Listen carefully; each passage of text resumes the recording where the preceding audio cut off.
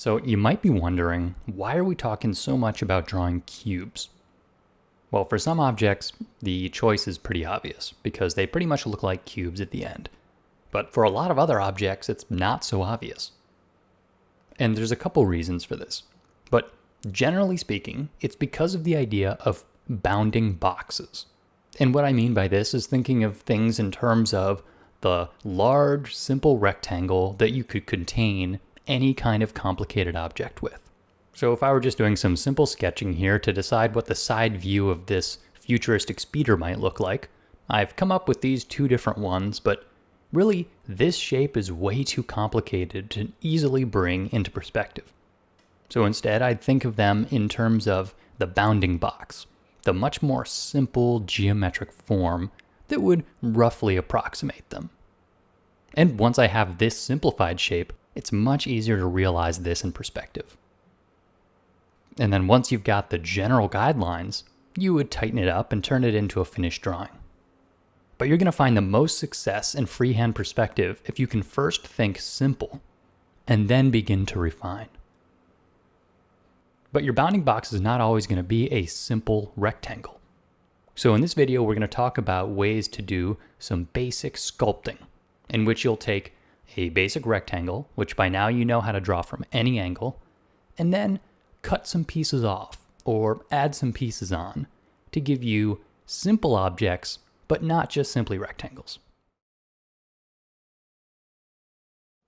Sometimes you're going to want to work subtractively. And what this means is you start with an object and then you remove material.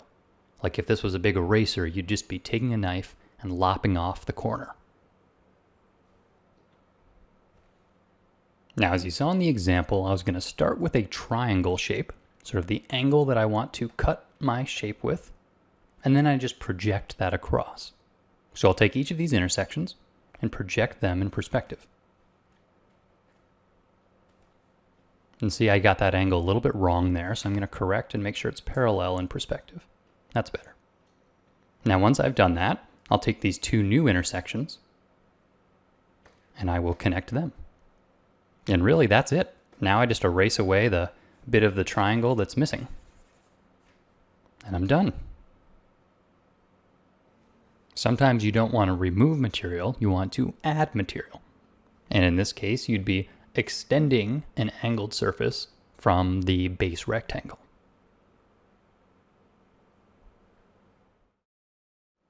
So to begin with this, I'm going to extend this bottom plane a little bit, give myself a little more of a footprint. And then wherever I want to finish that, I'll take this intersection and make a triangle out of it. So this is not going to any perspective point. This is just me deciding how I want that triangle to look. And now I simply need to extend that across the image. So I'll project this back into the vanishing point. You see I messed that one up a little bit, so I'm going to get the angle better. And then I need to extend this intersection back to the vanishing point. And now I need to finish the footprint. And you see I've got all my intersections. So I'll connect the front to the top, and I've got my triangle. And at this point, I could just erase away what I didn't want.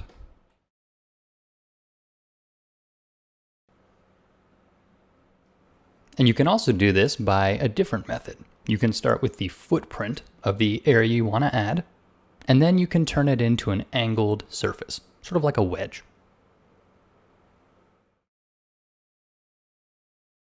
So here I'm just going to take these intersections here and add my verticals. And of course they're not straight verticals because this is 3-point perspective. And that gave me my two new intersections. So I'm going to connect those down to their corresponding footprint. And there I've got it. So I just erase away what I don't want.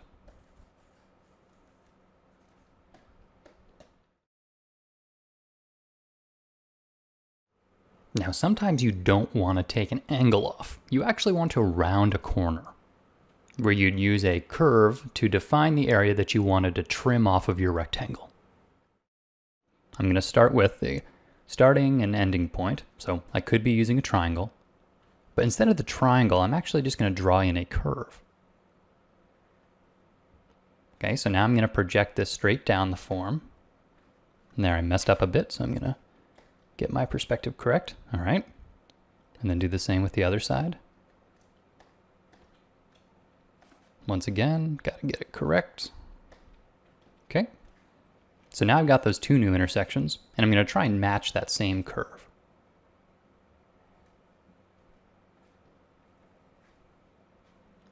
And one way you can check is right here at the apex. You can pull down a perspective line and see if that's correct. And I can see that my curve on the bottom messed it just a little bit. So I'm going to redraw it so it hits that apex. Okay, that's pretty good. Now there certainly are ways to be extremely precise, but for freehand perspective, this is good enough. So I'll make sure I erase away what I don't want, which is the corner of this box, as well as those back faces. And I'm probably actually going to get rid of that vertical as well. And there I have a rounded corner.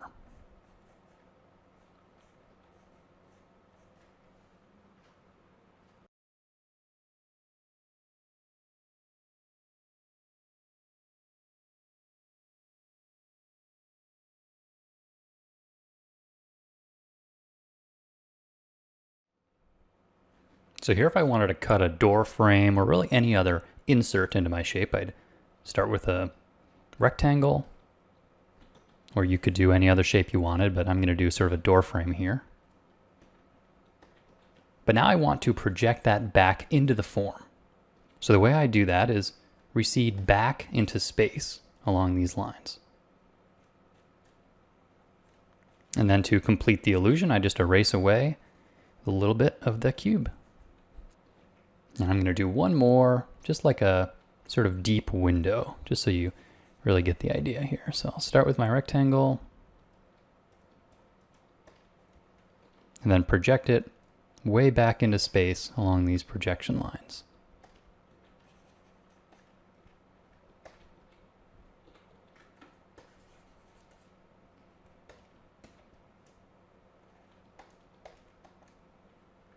And maybe if that's too deep looking, I would actually cut it off, give it a little vertical, and erase that rest away. So there it's sort of a shallow window frame. And at this point, if you really want some bonus points, why don't you put all the ideas together? So if I wanted to add a roof, how would I do that? Well, I'm going to start with the tallest point of the roof, straight out of the middle of this house. And then I'm just going to make some triangles out of that by connecting it to the edges of the house.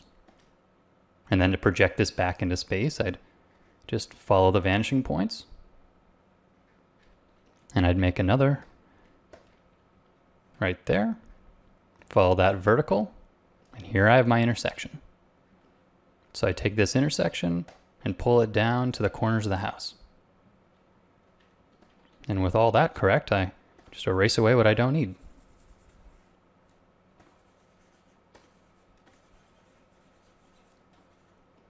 So there, this is a symmetrical roof. And I added it in the exact same way that I added the angles onto those other cubes.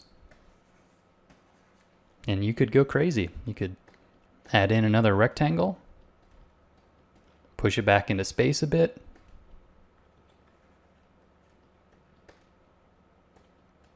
work horizontally, put in a vertical, and there you've got another window. So these basic operations allow you to really begin to sculpt in perspective.